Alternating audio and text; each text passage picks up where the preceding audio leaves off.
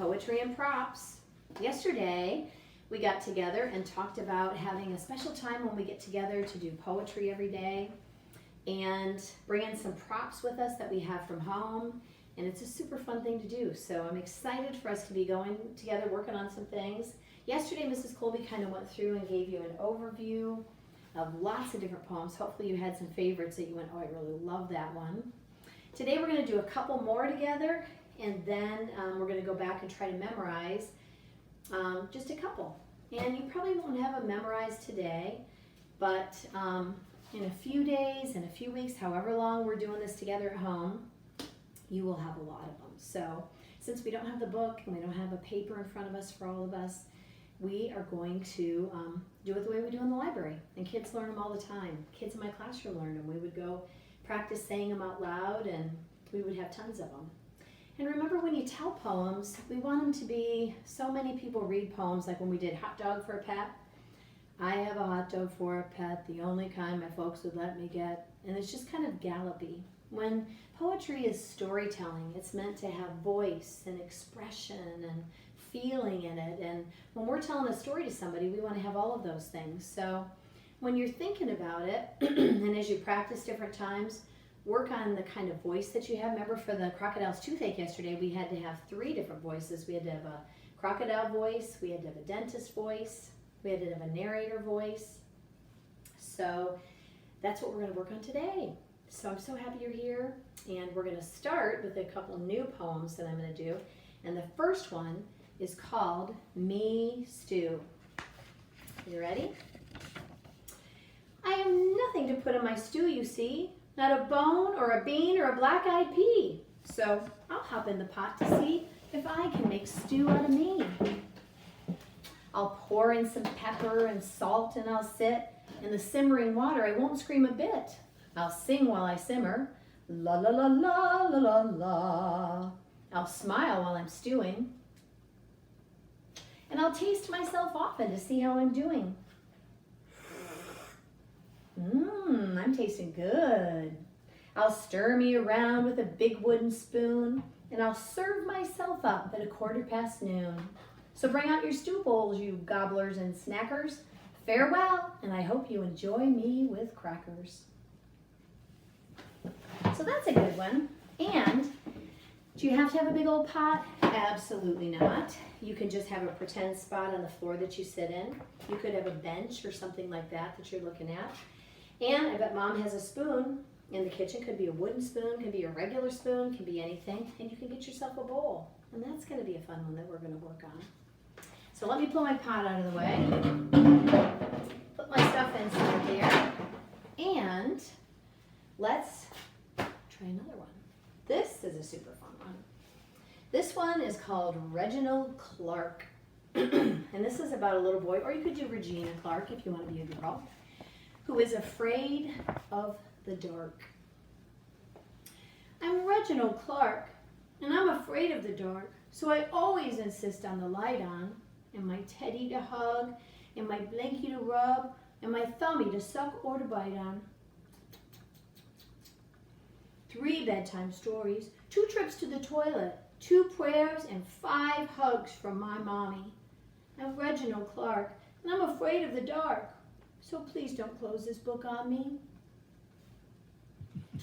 And that is Reginald Clark. So you could have a teddy bear, if you have a blankie at home, or any kind of stuffed animal. That's one that we can learn to do together. So that's a fun one that we're going to do.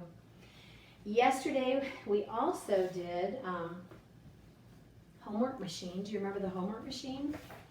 And the homework machine was one that we just had up here that Mrs. Kolbe did for you. We're not going to practice it today, but I'm just going to do it for you anyway. And it was about the most perfect contraption because it did your homework for you. But I don't know if you remember, when we got to the end of it yesterday, the homework did not go so well. So you can draw a picture. You can even have an invisible homework machine. There doesn't even have to be one there. So here we do the homework machine. If you're performing for your parents, you're going to say, hello, my name is Mrs. Kolbe, and I will be presenting the homework machine.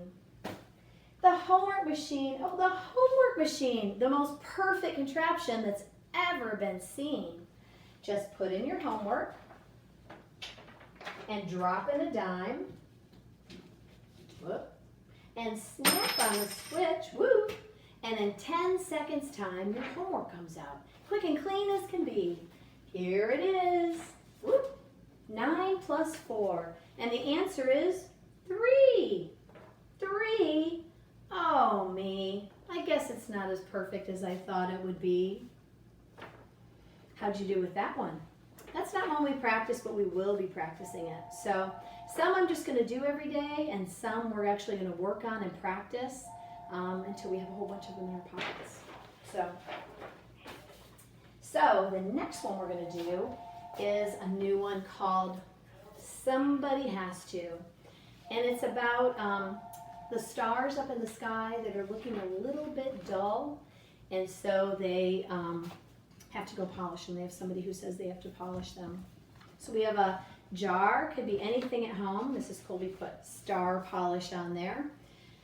An old rag that you might have, or you could just do it invisible. Pretend you have a jar and pretend you have a polishing rag. You don't even have to have anything in your hand.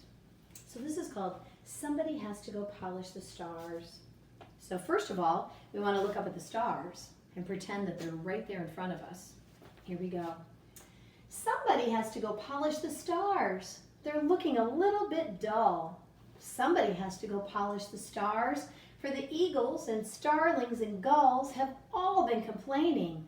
They're tarnished and worn. They say they want new ones, but we cannot afford. So please, get your rags and your polishing jars. Somebody has to go polish those stars. Isn't that a cute one? Kind of short. Eagles, we know what eagles are. Starlings are kind of an obnoxious black bird. And we all know what gulls are. Seagulls that are complaining because the birds are up there flying around with the stars, and so they're complaining. They're tarnished and worn. We even have to have a bird voice. They're tarnished and worn. They say they want new ones, but we cannot afford. Like, we can't go buy new stars. We don't have any money. So that's a good one. So let's try that one together. And when we learn to memorize a poem with my kids, we just do like 2 lines at a time, and we practice it over and over again. And the good thing about this is Mrs. Immerman is going to put it somewhere. She's going to tell us where she puts it. So if you don't get it the first time, you can just go back in the computer, click on it again, and you can watch it as many times as you want, over and over, until you feel like you're getting it memorized. Plus, we're going to practice every day, so